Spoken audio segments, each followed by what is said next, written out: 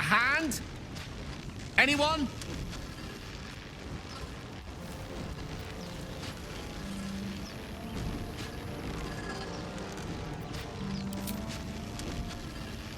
Just your average traveler stuck between realms. Pull me out, and we'll get properly introduced.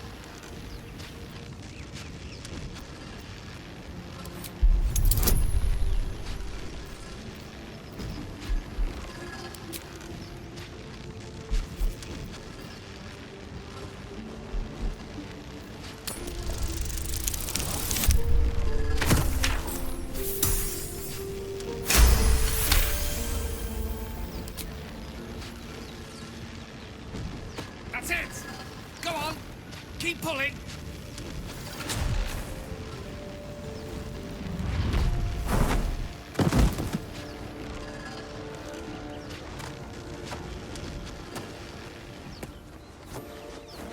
Oh. Hello. I'm Gale of Waterdeep. Apologies. I'm usually better at this.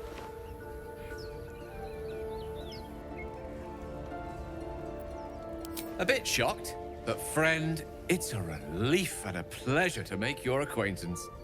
Say, but I know you, don't I? In a manner of speaking. You were on the Norse Lloyd as well. Then I can only assume you too were on the receiving end of a rather unwelcome insertion in the ocular region.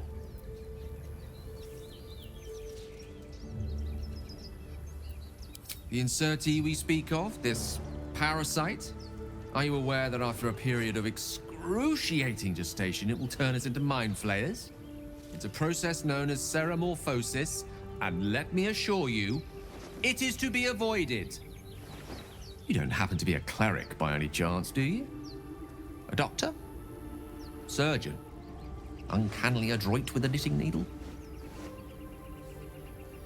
You seem to know enough about our condition to realize it's beyond most clerics' skills.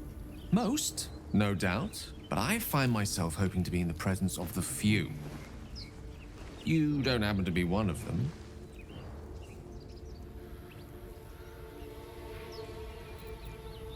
As we've established, few enough can. It's not exactly a common affliction. We're most certainly going to need a healer, and soon, too. How about we lend each other a helping hand once more and look for a healer together? Most excellent. Parasite shared is a parasite halved, or something to that effect. Oh, but before you think you're about to embark on a journey with most ill-mannered a man, thank you for pulling me out of that stone. It was an act of foresighted kindness, I assure you. For I have the feeling ample opportunities will present themselves for me to return the favor.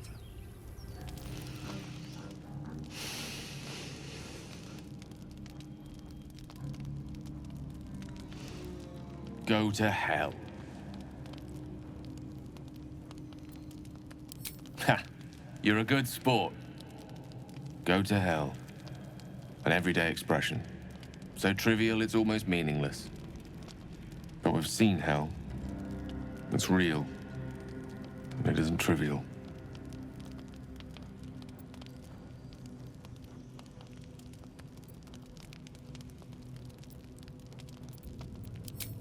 Merely contemplating.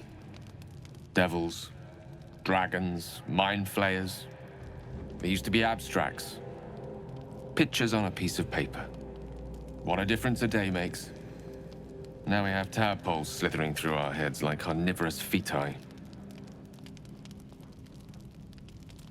That's not abstract.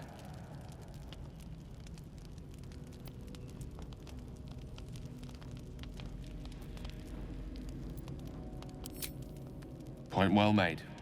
I see. I'll wake you bright and early. We'll need to find a healer before the wee one gets hungry. You're not versed in magic, are you? No matter to worry the unlettered over. If you meet any elder wizards, let me know. There is a matter I'd like to seek advice on from a master.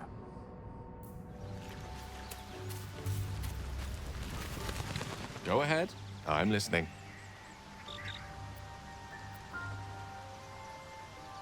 Memory loss isn't usually a symptom of ceremorphosis. If it is, they've forgotten to write it down in any text I've read on the subject. Then again, our case isn't exactly usual. Perhaps whatever's causing our tadpoles to remain in stasis has also affected your mind. If ceremorphosis takes place, all trace of your former self will be subsumed into the Mind Flayer's hive. So, to still be here, if a mite forgetful, still a win in my book.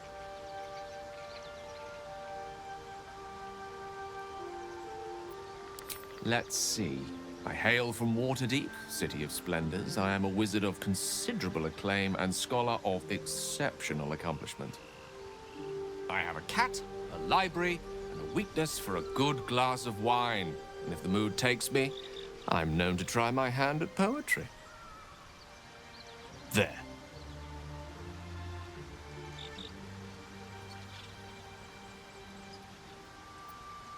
Didn't that paint enough of a picture?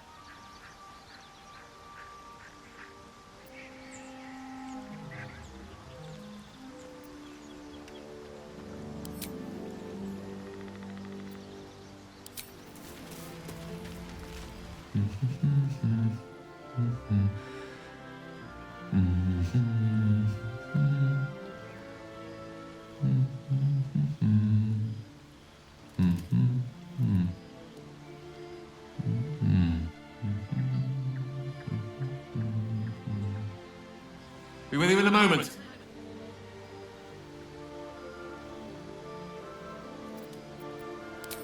Not a trick, my friend. Magic. Be that as it may. Ceremorphosis. What does it make you think of? Spot on. Day 1, fever and memory loss. Day 2, hallucinations and graying skin. Day 3, hair loss and blood leaking from all orifices. Need to go on? Day 4, excruciating pain as the skeleton and organs reform and reposition. Day 5, the host personality has disappeared. Fingers and toes and limbs elongate. I take it you get the picture?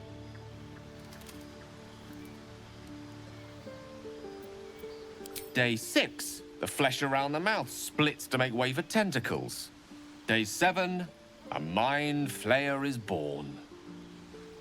This is the annotated version, of course. Spot on again.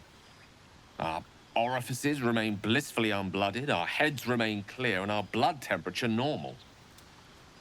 Any expert will agree this is abnormal. I'll toast to that. The pragmatic in me, however, sees only the silence before the storm. Something to sleep on. We should get some rest. So, do you have loves waiting for you once this is all over? You know what? That is not the easiest of questions for me to answer. You mean just waiting? Like a lovesick puppy? Short-term amusements are much less hassle. The waiting's getting to me. How long until Roland shows off his... Tiring business, isn't it? All this traveling and adventuring. Why don't we take a little break, Allow ourselves a few moments of rest?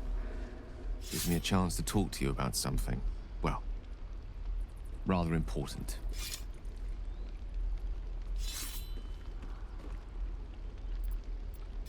We've been on the road together for a while now, haven't we?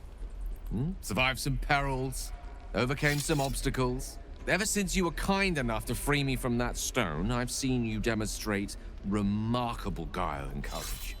The way you diffuse the tension between Zevlor and Aradin. In short, I've grown to trust you. The reason I make a point of saying this is that I've grown confident enough to tell you something I've yet to tell another living soul, except for my cat. You see, I have this condition. Very different from the parasite we share, but just as deadly.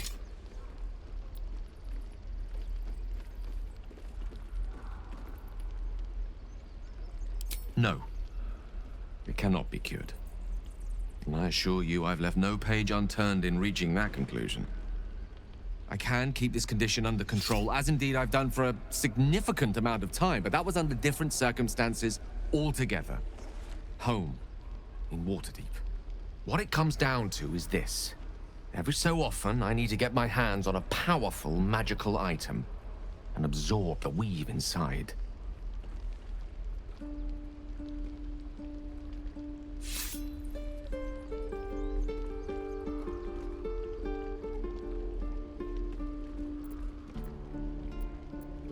I'll spare you the finer details, but begins with a simple biological deterioration, muscle spasms, disorientation, a slight ringing in the ears, and, if left for too long, catastrophe.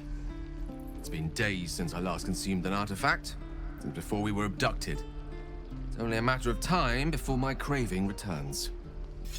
That is why I turn to you. I need you to help me find magic items to consume. It is vital. Dare I say it? Critical.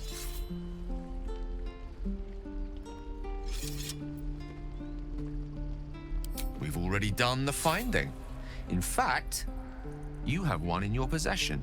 You know for yourself how hard-won such an item was, and it will be no easier when even more are required to assuage my hunger.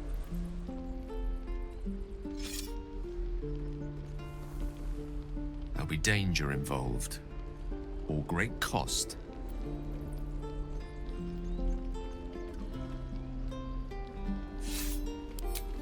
Splendid. Bit of boldness will serve us well. I'm sure we won't have to look very far to find what I need. Faerun overflows with magic-infused treasure. As do our packs, as a matter of fact. We've such an item already in our possession, primed for the moment the need arises. I hope I can count on you. You won't regret it, promise.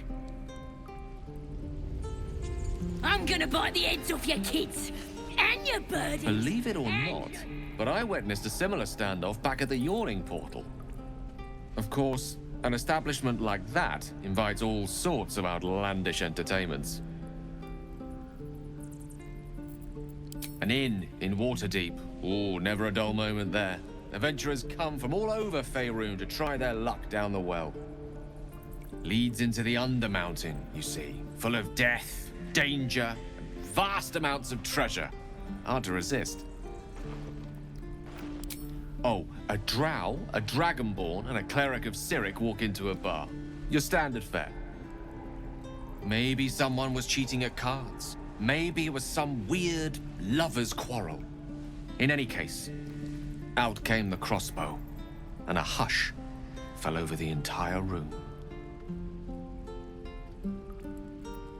I stood up and yelled, "Shadow Dark Ale for everyone!" The crowd cheered. The tension drained into 6 tankards, and soon all was well again.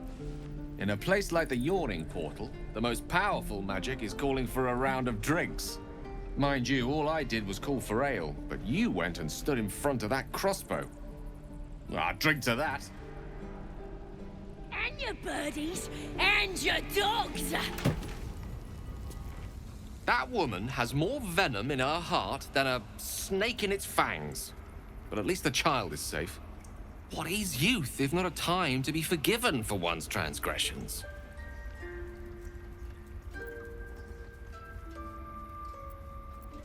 Ha!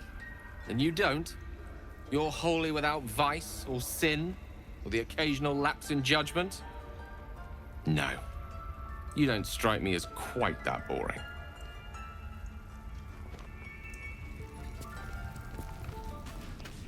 What's on your mind? We all have those from time to time.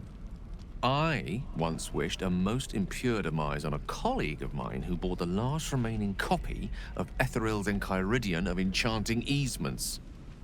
It's a first edition, too. As regards to your own morbid little fantasies, I'm sure they're nothing to worry about, so long as they remain fantasies.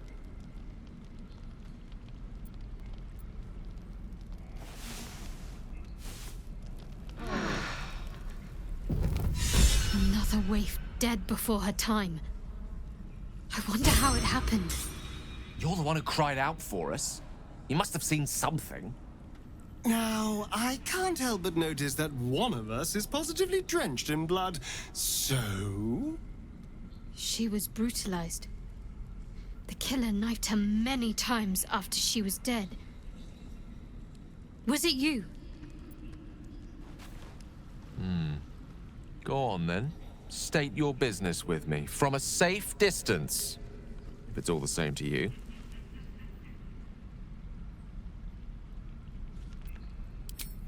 I'm sure that will be of small comfort to her.